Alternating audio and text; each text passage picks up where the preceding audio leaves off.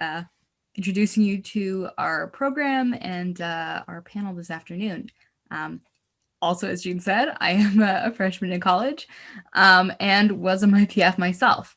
I'm going to talk just a little bit about the Mike Yarrow Peace Fellowship program for those of you who may not have a ton of context for what we do.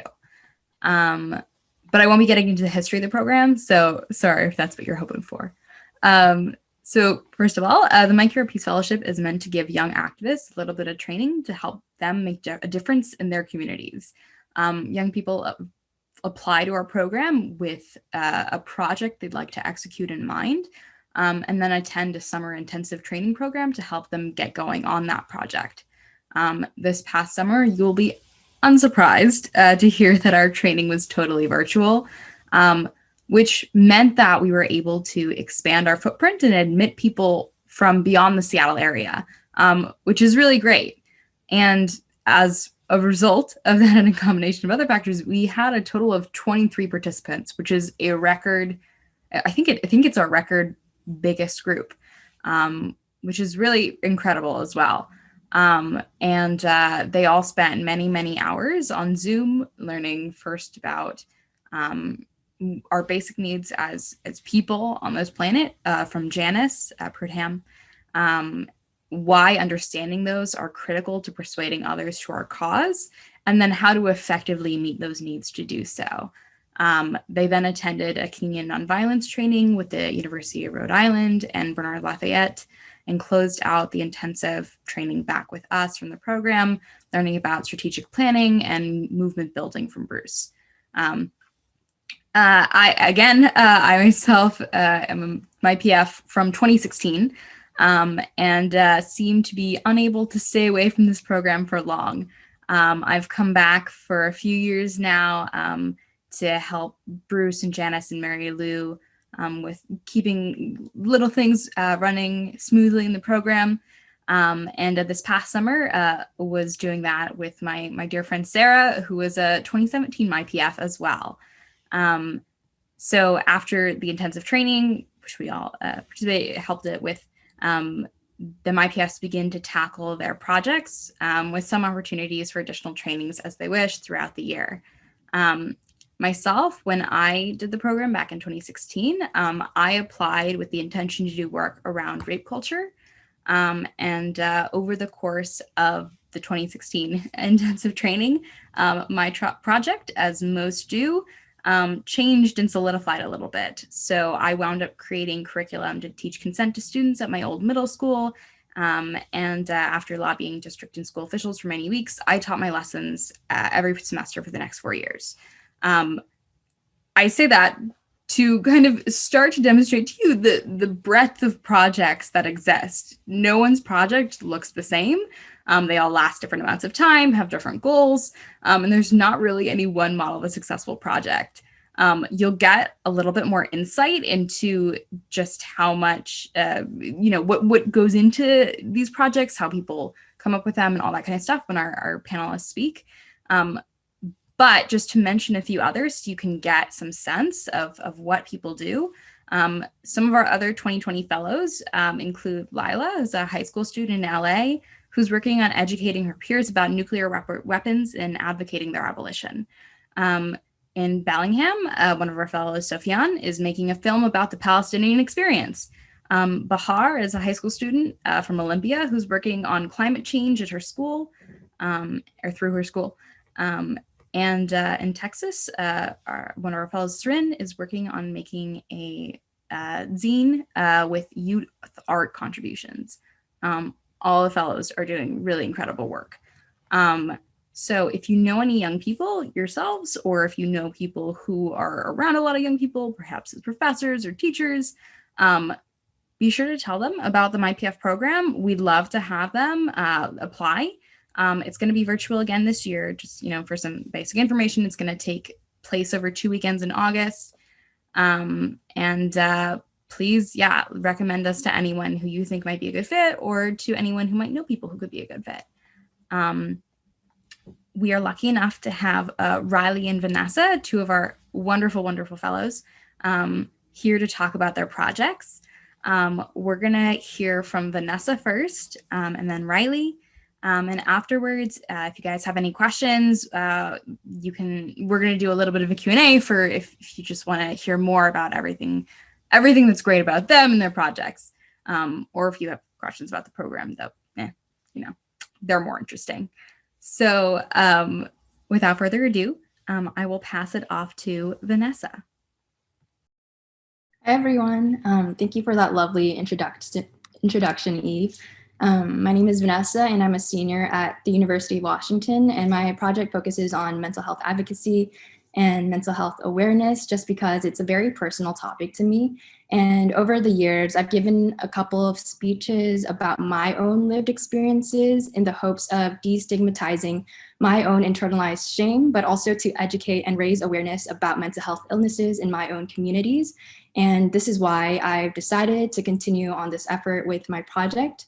And I'm pretty sure you all are aware with how people with mental illnesses face stereotypes and derogatory terms. And to this day, I've witnessed how they've been treated unfairly, discriminated against, face violence and harm in even life-threatening ways. And discriminatory behavior is not only based on a personal, informal, and individual level, but it happens on a state and systematic structural level. For example, people with mental illnesses are overly represented in the criminal justice system, and people with mental illnesses are more likely to be killed by the police. According to the Treatment Advocacy Center, people with untreated mental illness are 16 times more likely to be killed by law enforcement. And these reactions to how state actors respond to people who have mental illnesses and issues with violence instead of proper care says a lot about our mental health system and how it is treated and seen in the United States. And I just think this is really unfair and really unjust. So going into this project, I was thinking about how can I raise mental health issues, not only based on telling others about my own lived experiences, but also how can I support legal structures that can uplift and support people who have mental illnesses and mental health issues. And this is one of the reasons why there's a lot of shifts and changes, but I was also inspired by my friend who did a fundraiser for Camp Kesem, which is an organization that supports children with parents who are cancer patients, as well as my grant writing course in college. So I decided to do a personal fundraiser to support an organization called NAMI, and it stands for the National Alliance on Mental Illness, where they advocate to help inform and shape public policy for people living with mental illness at the state and federal level. And I think this is important to not only support them through cultural and social shifts, through like oral conversations, but also to support them on a legal level. And I'm really excited about this fundraiser. And since Mental Health Awareness Month is coming up in May, my fundraiser will be it will happen in that month. And that's my project. Thank you all for listening. Thank you, Vanessa. She's incredible, in case you couldn't tell. All of our fellows are. So big thank you to Vanessa for being here and for sharing with us. And Riley is up next, and she's going to talk to us a little bit about her project. Riley, you're up. Woohoo, thank you. Hi, Vanessa. Great to hear from you. So hello, my name is Riley, and I'm really excited to get to speak with all of you today. So thanks for having me. I use she, her pronouns. I live in Bellingham, Washington, so just a little bit north of Seattle. And I got to take the training last summer with Vanessa, which was the summer after I graduated college. So I was definitely one of the older fellows in the group, but that was a fun experience to see a lot of motivated high schoolers. I was like, I wish I took this in high school.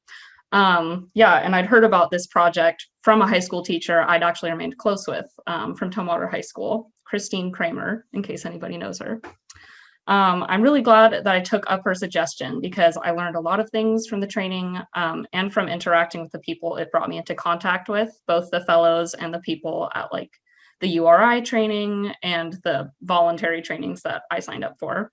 I'll talk about my project too, but I just wanted to share a few of the main things that I really appreciated and that I learned from the training that helped me get to where I'm at.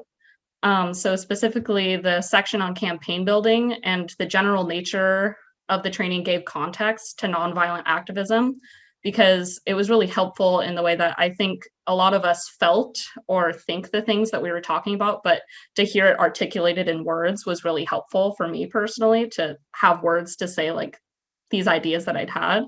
And it also helped me to know where to start, because it's kind of intimidating starting something and you don't really know where to, such as by having a mission statement, which was part of our workshop type thing.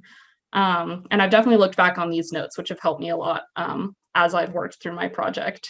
As well, the mentorship from the leaders, both the older and younger mentors, helped us a lot. I remember specifically talking with Bruce Pruitt-Ham about how I felt conflicted on how to speak up about issues unless I was speaking from personal experience or an issue that I wasn't experiencing myself. And he helped me to understand the important and sometimes flexible role that we can all play in bettering the world around us. So that was really helpful for me to kind of work through that mental roadblock that I was having. And then finally, learning the principles of Kingian nonviolence through the URI training that Eve mentioned was really important and gave insight into how I can help causes in ways that are principled, so they have structure, and I feel confident about what I'm doing ethically, because in my experience, it's easy to lose sight of principles and our personal philosophies when a situation or problem feel dire or stressful, which unfortunately a lot of times they are.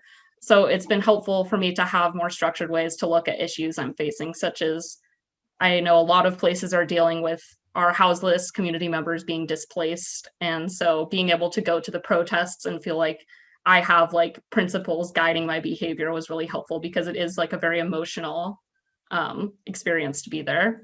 So with all of these tools in my figurative toolbox, I wanted to talk about personal sustainability for my project. I changed my topic around kind of as Eve mentioned that she did, but each topic always kind of came back to wanting to talk about the environment in some form or of another. I originally applied for, there was an action in Bellingham to add a bike lane on a really busy road that I actually worked on. But that ended up passing, which was awesome. I kind of just applied on a whim because it was like, I had a really short deadline when I heard about it, and I was like, oh, that's a good project, I should do that. And then it passed before I even realized it, really. So I changed my project from that. But yeah, I wanted to focus on the environment, and then it was farm workers or animal rights. But so I just decided to focus on personal sustainability, because starting broad and focusing in on specific topics within that made more sense to me than focusing really narrow and then trying to get back broadly. And I spoke with some of my fellows about how to share information about sustainability, and we all thought that starting an educational Instagram would be a good way to start, because we'd all seen these accounts content in the last year, because people are trying to educate themselves and people are stuck inside. So social media has become a really big part of educating ourselves.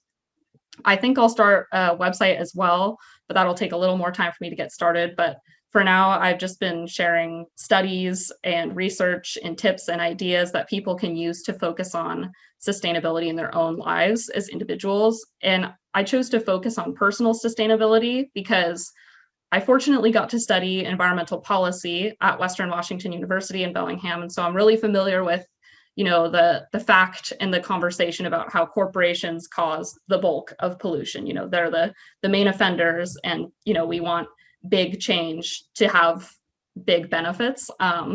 But I had also heard that conversation kind of leveraged in a way to, distance ourselves from personal responsibility and living out these beliefs. And so I want people to know that their actions do matter as individuals. And so that's why I created the Instagram and why I focused on personal sustainability. My fellows were really helpful with picking the platforms to use, and my friends and family were really helpful with getting the ideas, as well as the mentors through the program. I'm excited to keep learning about my project. It's really helpful. Since I've graduated, I haven't been reading as many research. I'm not assigned to read research papers, so it's been a great reason to keeping up on these kind of things. But yeah, that's basically the sum of my project. I'm happy to link my account if anybody's interested to see. I don't know, because I think it's kind of vague sounding, but yeah, so I'm happy to share it with you, and thank you for your time. Thank you very much, Riley. So again, both Riley and Vanessa are rock stars, as are the rest of our fellows. If you guys have any questions for them, feel free to send them in chat or raise your hand, and I can kind of get us in an order here. But big thank you, round of applause for Riley and Vanessa.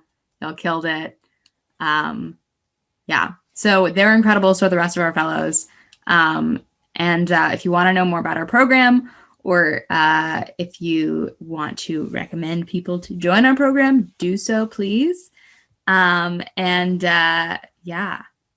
you can mark on the form that you want to know more about us. So yeah. Any questions that anyone wants answered? Jean. I have a question for you, Riley, about your project. Is it geared mostly to younger people, or is it just whoever you connect with? I know it seems like younger people use Instagram where older people are using Facebook in FOR. And it's not that I'm against Instagram, but I don't know if that is something that, what ages you're looking to speak to. Yeah, no, that's a really good question. I guess I'm unintentionally focusing on a younger audience, but I have shared my account on my Facebook, so my friends and family could follow. I actually didn't have Instagram for a long time, so I mostly used Facebook, and this was like one of the main, very recent things. So I relate to that.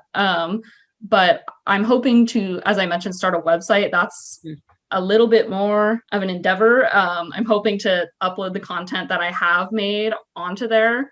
And I have started the website, I just haven't published it yet. So I think that'll be a more accessible resource. Yeah, because I talked to my grandma and she's like, I don't use Instagram. And so I'm gonna send her PDFs and JPEGs of the pictures that I'm posting. But yeah, I think I'll hope to make a website, but that's a really good point. I have my friends and my family following me, but yeah, it is disproportionately a younger audience. But I think, yeah, pushing it to a website would be more helpful. So that's a great question and suggestion. So thank you. And it's not that I think it's more important to address older people. I think it's certainly a topic that is important for people of all ages, though. Oh, yeah, absolutely not at all. I think I'd like it to reach more people. I think it's not like the content isn't focused on younger people. It's just a platform. It's stuff that everybody could do for the most part. So yeah, no, thank you. Okay, I want to quickly address a comment in the chat. So Joshua said, I think it would be helpful if WWFOR a membership was made aware of what participants are each year so that they can offer expertise if a particular project chosen is related to their experience. So I will say you can go to the My Hero Peace Fellowship page on the WWFOR website and see who the fellows are. And for past fellows, you can see what their projects have been. I think,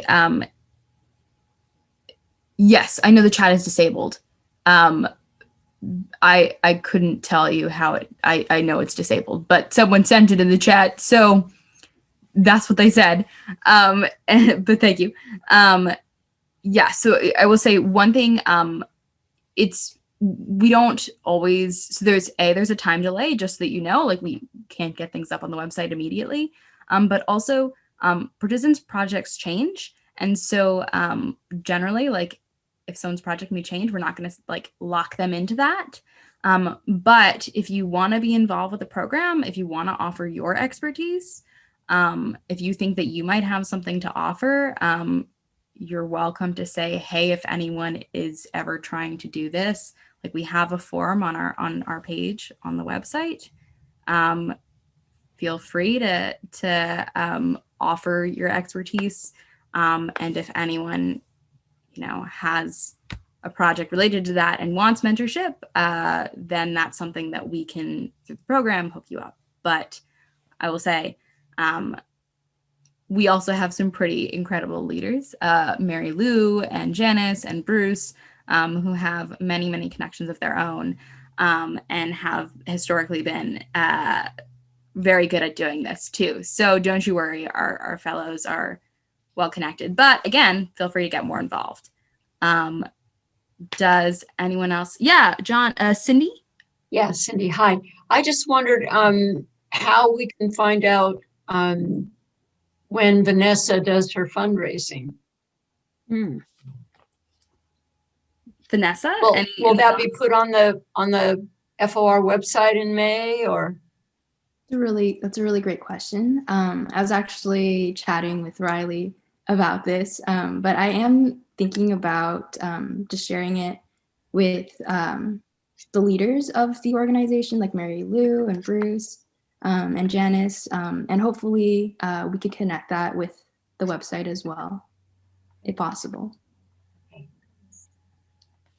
And yeah, we'll see if we can get it out to y'all in any other ways too that Vanessa has in mind. Any other questions? David.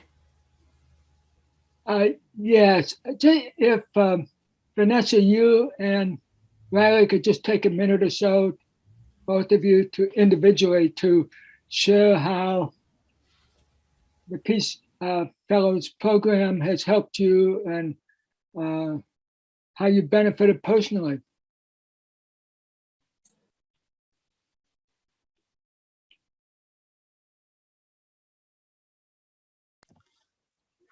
I can go first, Vanessa. I think it's helped me in a lot of ways. I think I've had really fulfilling conversations with my friends, especially in the last year when I feel like, as I mentioned, so many people are trying to educate themselves and understand, especially white people, what our role is in supporting other communities.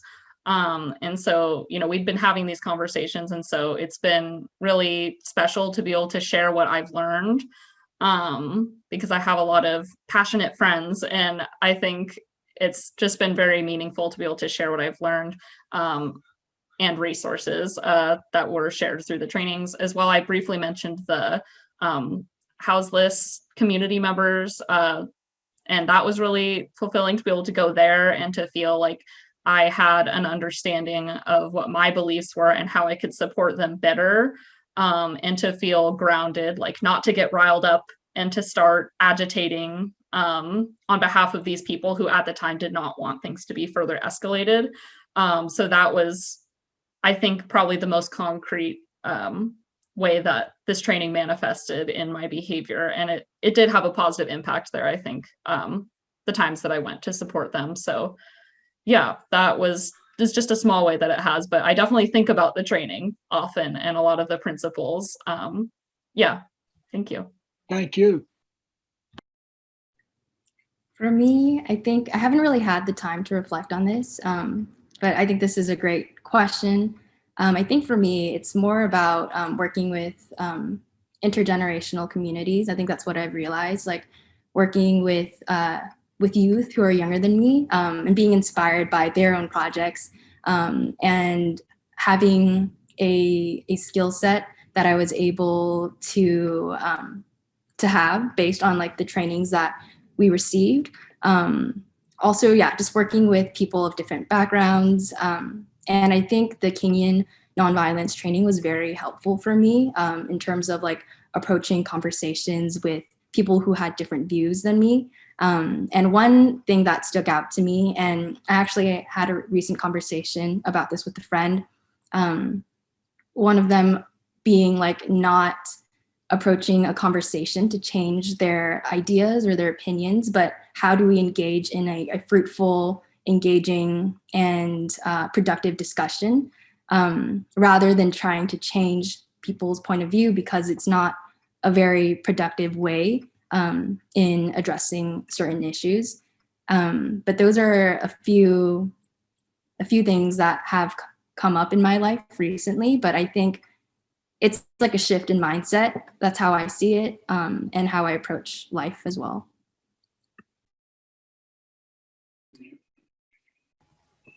Those are both really great answers. They're very wise people. Does anyone else have questions?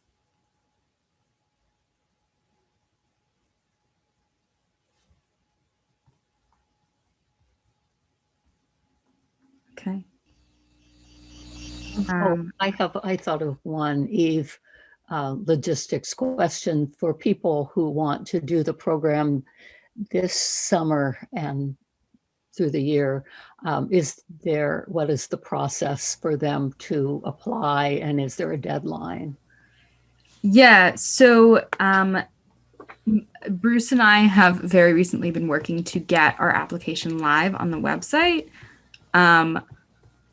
I cannot tell you let me check. Okay, so it's not live right this moment. It will be in the next couple days on our website. Because it's not live yet, there is not an application deadline yet. That would be unfair. But it's not too bad of an application. It doesn't take too long.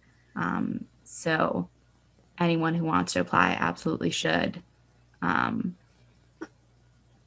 Yes, that's my answer. Okay. Yeah, go ahead, Reagan. Yeah.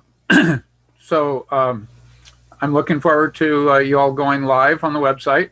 I do try to distribute the recruiting information. In fact, Chris Kramer at Tumwater High School is one of the contacts that I had, having taught there for 30 years. And so maybe that's how, Riley, you got looped in.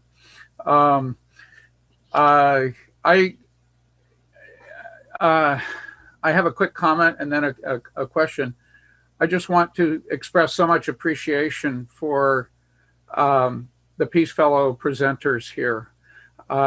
You bring a needed and sometimes underrepresented voice to FOR gatherings. And I want to honor you for that. And I'm curious to what extent you see yourselves. I know, Eve, you've already taken some of these steps, but moving into leadership roles within FOR and other established organizations, or do you see yourselves being drawn toward new forms of organizing or new organizations that you yourselves are creating in collaboration with others? I'll take my answer off the air.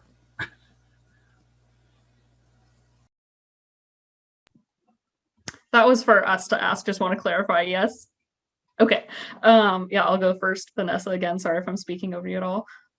That's a good question. I think as far as, I think my personal activism, I hope to be really intertwined with my professional career. And so I think like in my dream world, like working for a nonprofit environmental organization or an animal rights organization or something like that.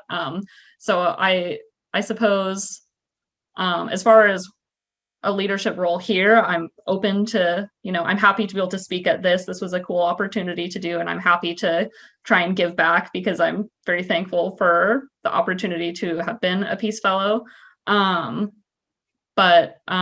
Yeah, so I'm open to things. But yeah, I think I am interested to start my own, with my own project, seeing where that goes. But I feel there are also a lot of already well-established organizations and nonprofits that are doing the work that I would just be really happy to be able to be a part of. So I don't feel like I'm treading new ground. Not saying that I'm not doing anything new or what I'm doing doesn't matter. I just think I can give help to existing organizations, but I'm very open to different possibilities. But I think that's a good question. Yeah, adding on to what like Riley said, I see my direction going kind of similarly in the same path. So I major in law, societies, and justice at the University of Washington, and a lot of the material we learn is very social justice oriented as well. So I definitely do see myself possibly working at a nonprofit, but possibly doing something with policy or legal change as well. And I'm honestly not sure what that looks like right now, but I know like I'm really passionate about mental health advocacy, and other organizations that I'm really fond of is like Planned Parenthood, ensuring that women have access to their reproductive rights. And yeah, those are some organizations that I really care about, or some causes I really care about. But yeah, right now I think I'm still figuring it out, and as a soon-to-be graduate as well. Regan, I don't know if you wanted me to answer that as well. Okay, yeah, I'll say definitely I've stuck around with this program because it definitely like launched me on my way to doing more and more things. And that's why I keep coming back to this program.